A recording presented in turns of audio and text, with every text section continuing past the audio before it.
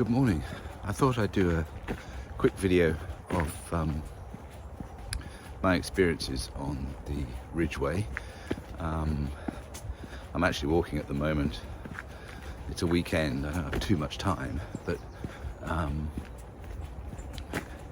normally walk into town centre, sort of a 5-mile walk, and do some shopping and then come home again. It's always a good way to get some extra miles in there.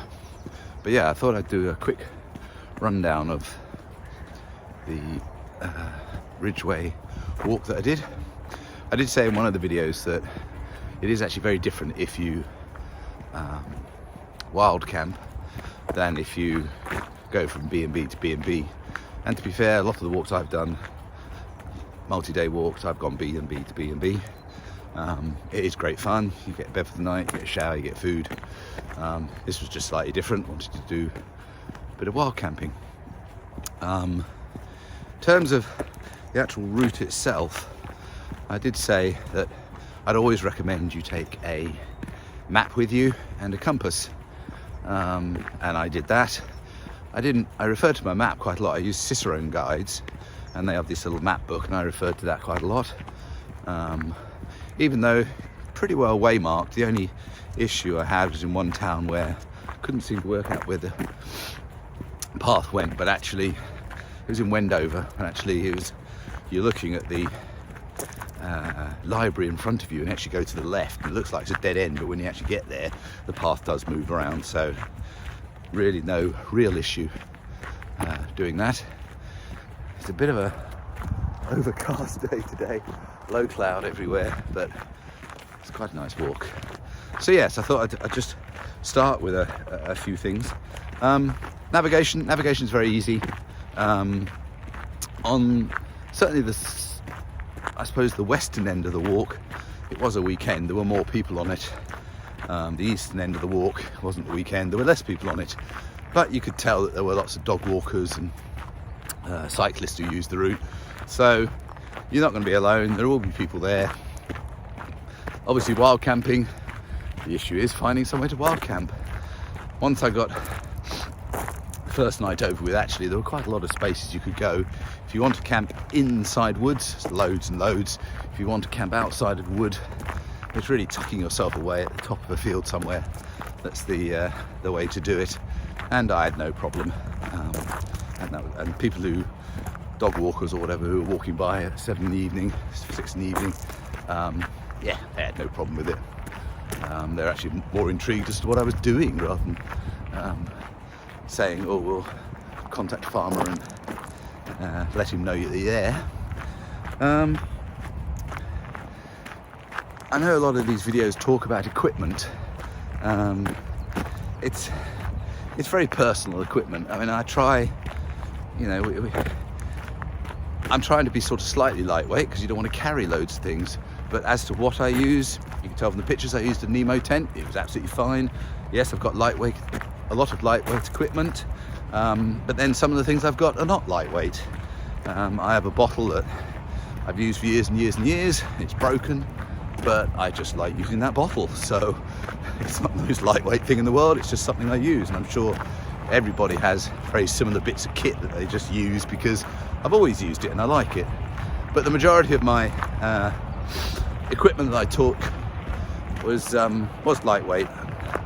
I think my pack with everything in it, without food, was about 23 pounds, something like that. And yeah, it was absolutely fine for me. I didn't really feel it on my back, and that's just because I've had my pack for a while. I quite like it, and it sits neatly on my back. That's fine. If you are wild camping, I think 5 days probably is a reasonable time. I took 4 just because I did 2 big days in the middle. Not quite sure. I didn't plan to do that. I didn't actually know how up and down or how difficult the route would be, but 4 days was enough for me. You can quite easily see people doing more than 4 days. Just walking over a motorway, so a bit too noisy. yeah, if you're wild camping, I think 5 days is a reasonable amount of time to do it in. If you are having a bag service and going from B&B to B&B, you could take 7 or 8 days. There's quite a lot to see I would say, in the western section of it. A lot of forts and things you can go and see. Obviously it starts in Avery, so you've got all the Avery stones, and you can take as long as you wish down there. On the eastern end, I would say there's less to see. But, people are doing 10 to 14 miles a day, that's fine. The most important things are out walking and enjoying themselves. So a 6, 7, 8 day, 8 days, I think you're going to get bored because you're not really going to be covering much distance. So I think, in summary, if you're wild camping, 4 or 5 days. If you're going B&B to B&B, I would say 6, 7 days would be a reasonable length. One of the subjects I'm going to talk about, I'll do it later because I can actually look up where I got water, is the subject of water. Everything I read about the trail, the walk, talked about water being an issue. And so I actually carried too much water most days.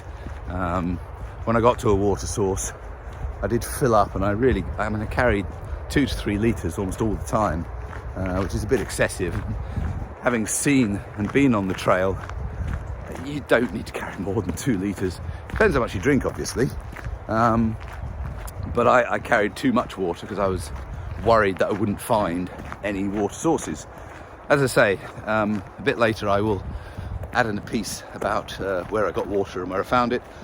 There are enough taps. You do go through a few towns, so obviously you can go into delis and things and get water. One particular water stop, I actually got it from the public toilets.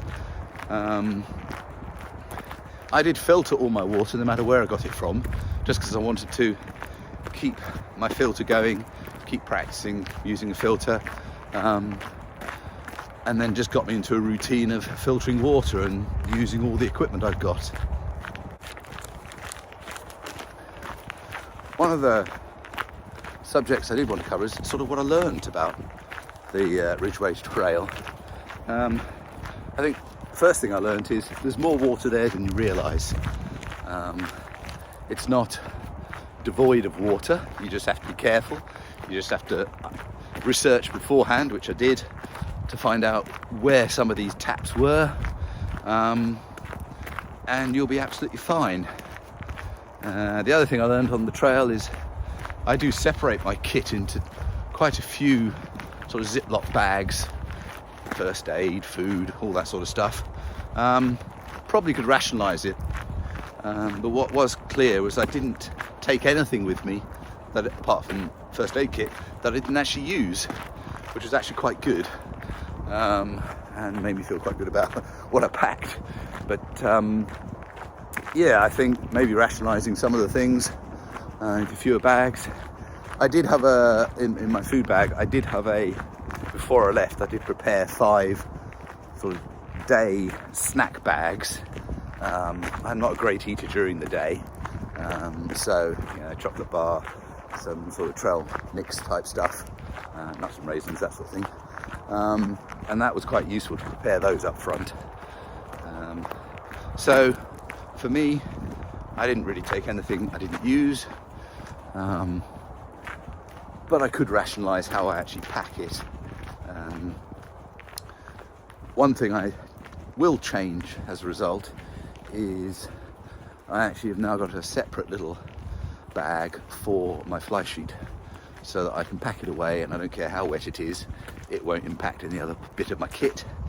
And then I've got all my other kit can remain dry, even though it was dry, to be fair, because the fly sheet picked up an awful lot of dew every morning, and yes, I shaked it and got rid of most of it, but putting it in its own bag was a reasonable thing to do. The main lesson I learned was not to take too much water.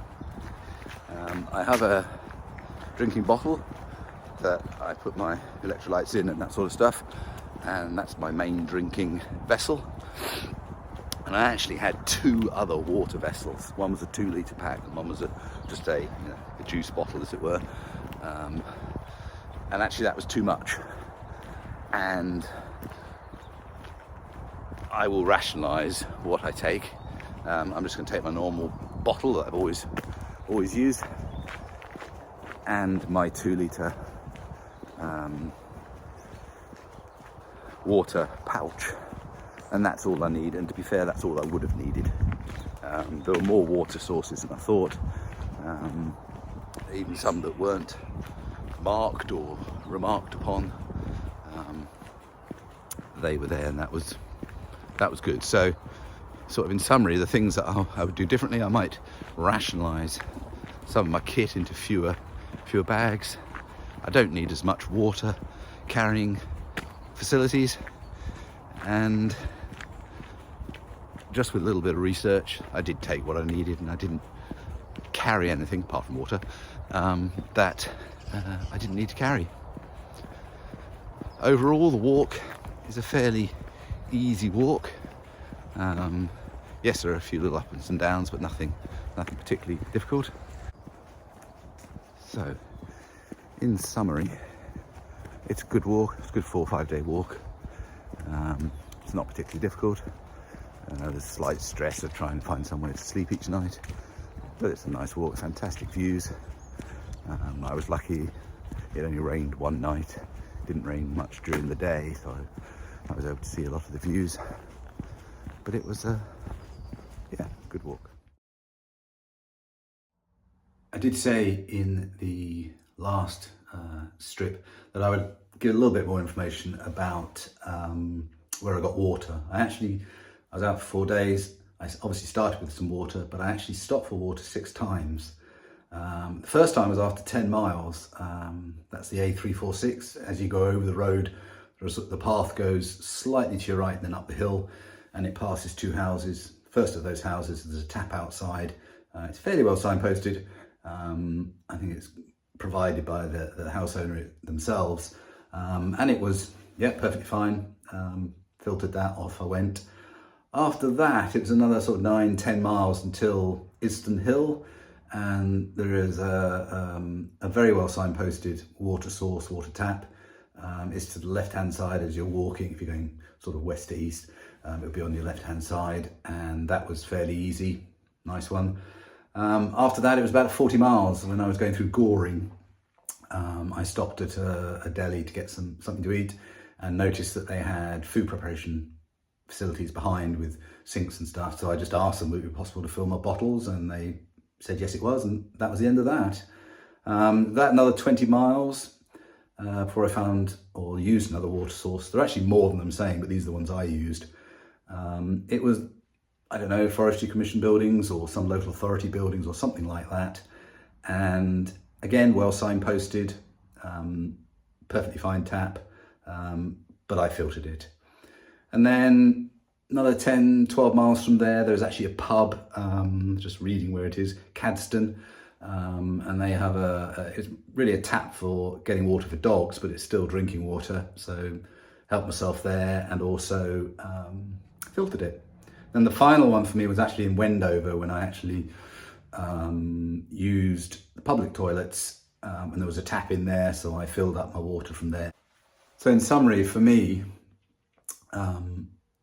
water is pretty freely available. I stopped 6 times, 4 times at taps, once in a shop, once in some public toilets, to get my water. There are more water sources than that, but that's where I got them from. So really almost every 10, 12 miles I found water. And as I say, I did carry far too much, but if I would do it again, I wouldn't be quite so worried about the amount of water there is.